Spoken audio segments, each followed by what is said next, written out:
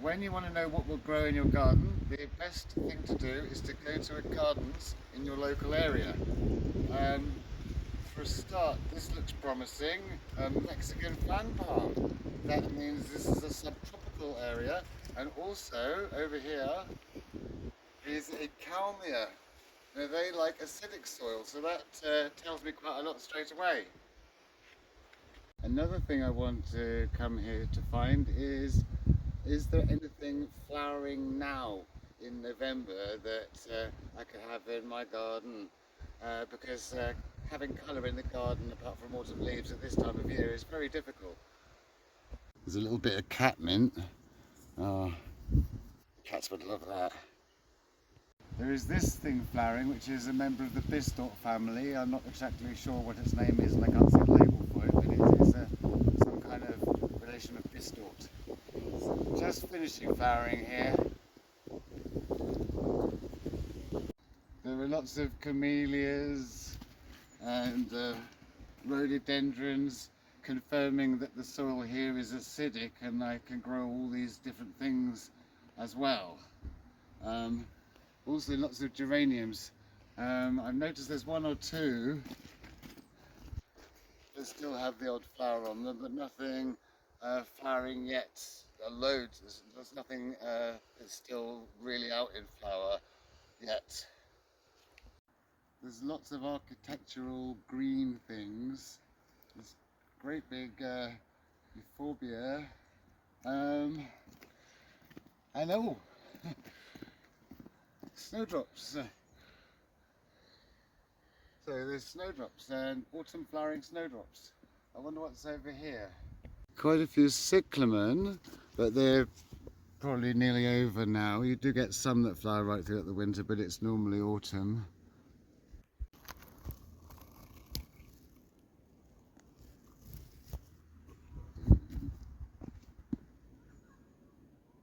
A few little primulas.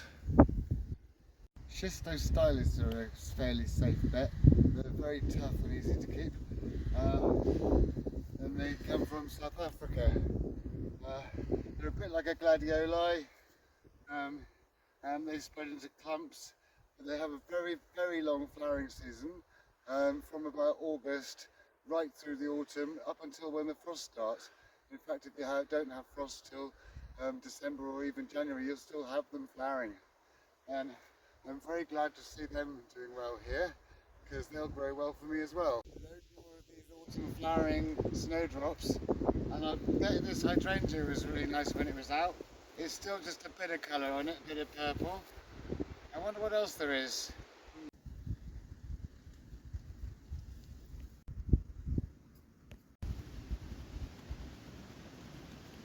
There's a one sort of early rhododendron rogue flower down there.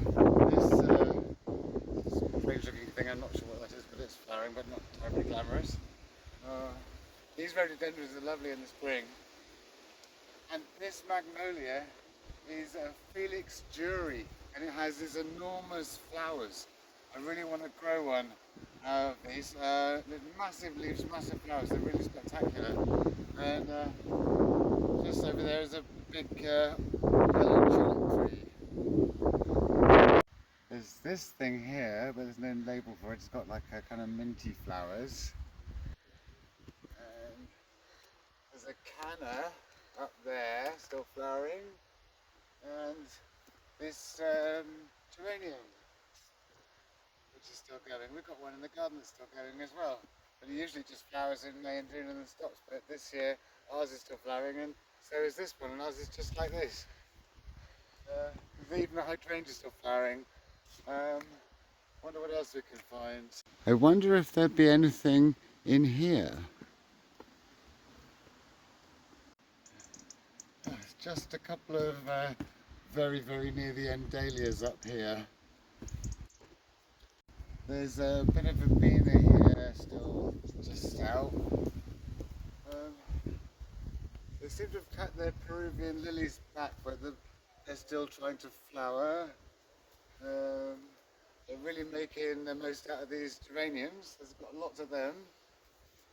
Still some achillea or yarrow still flowering. And that looks like some kind of salvia. That's doing well. And some of these nasty bush poppies. Oh, and some canna still flowering. That really shows that it's a subtropical area unless they dig this up and put it somewhere safe for the winter.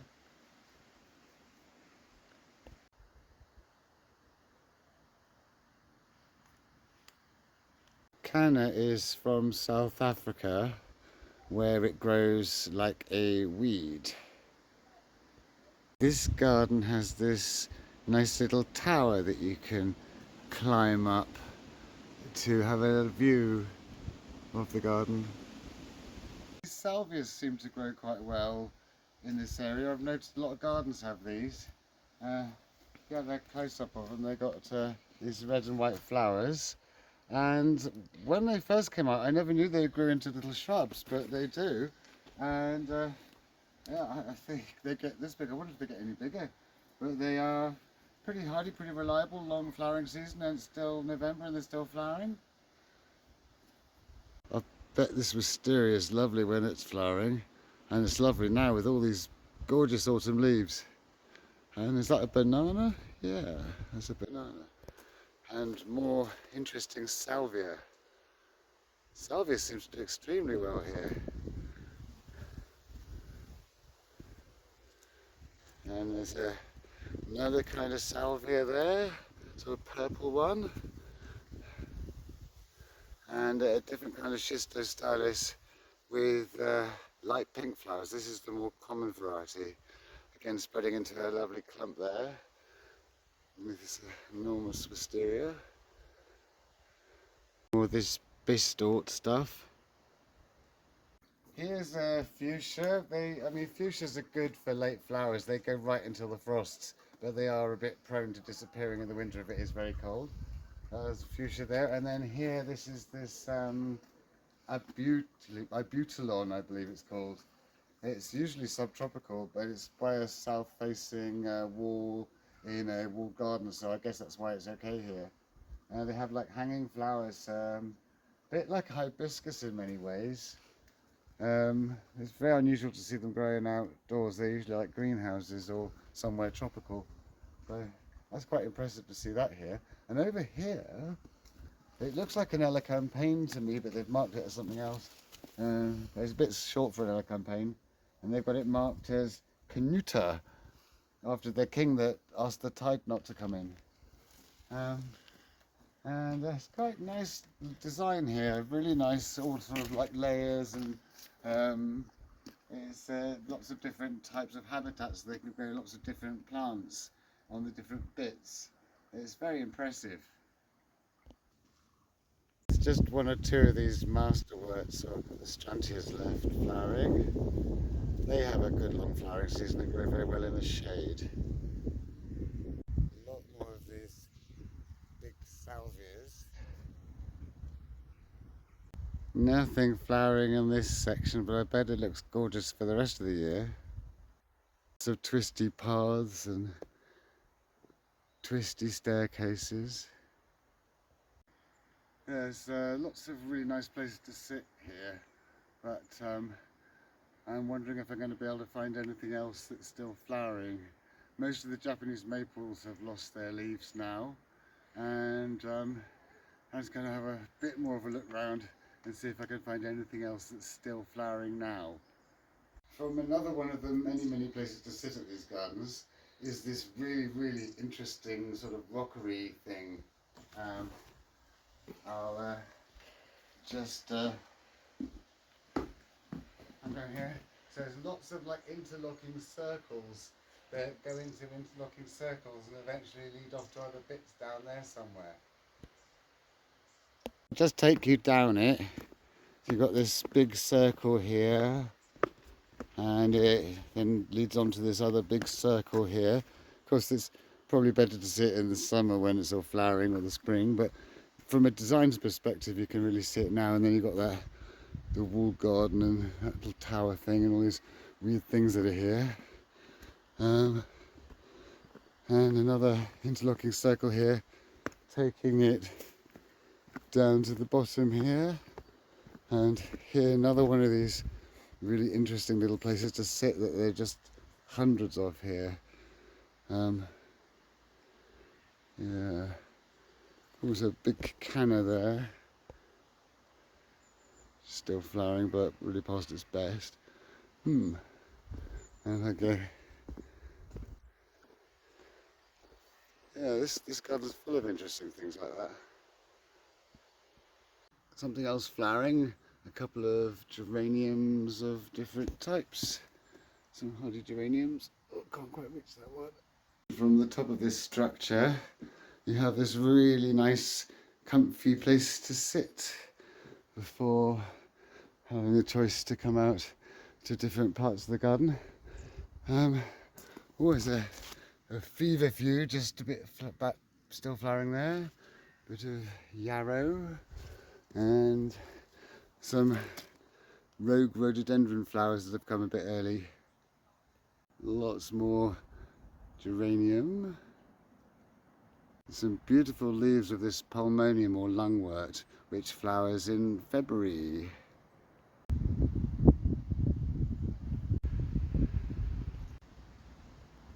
Lots of these massive rhododendrons which look amazing in the late spring or early summer. And Mahonia, a prickly shrub, usually flowers in January, but I've noticed all over the place it's early this year. Quite tough, weird coloured sap, very tough and hardy.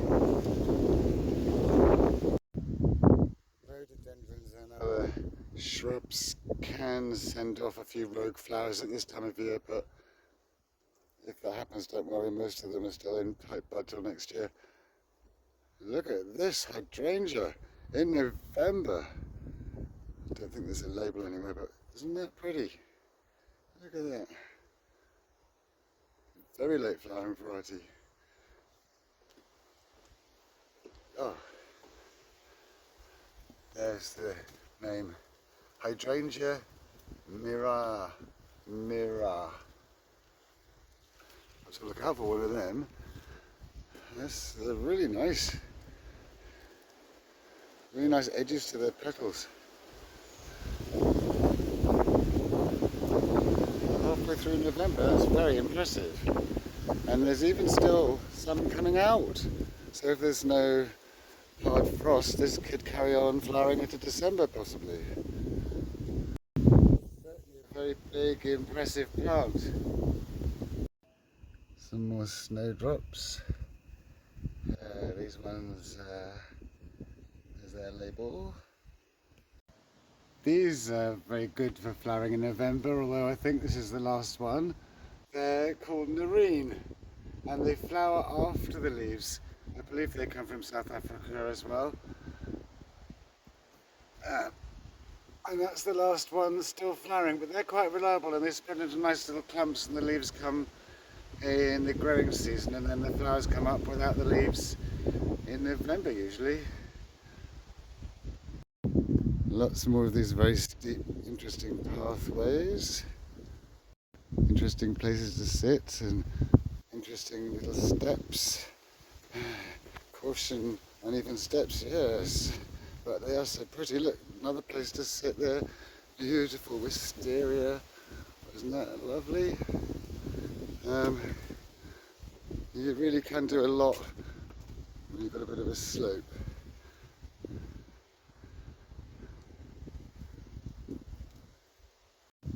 The Japanese maples may have lost their leaves now, but the ground is still covered in them.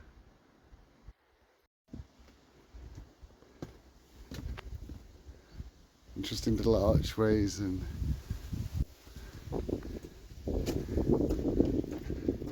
oh, and a fuchsia still flowering. Different conifers can be kind of architectural and have interesting all year round colour. But it just depends how big they're going to get, of course.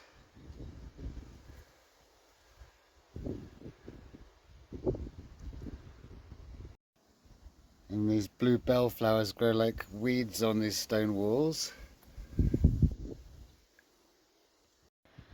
They have a a lot of camellias here, many of which that come out in the winter, but I've only noticed a few just starting to come out here. So I think I'm going to have to come back in here in the spring when loads of the bulbs are out in the camellias and the rhododendrons and kalmia and everything like that. But I just wanted to see what I could find that is still flowering now. So these camellia hedges will look very nice in the spring. Some of them will probably be out in a month's time, but mainly kind of February to April.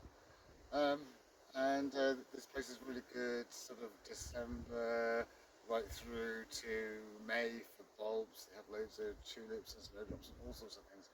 So I guess it's time to get dark now.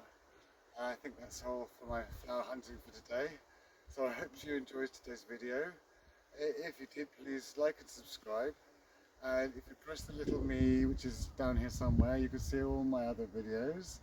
And I shall see you next time.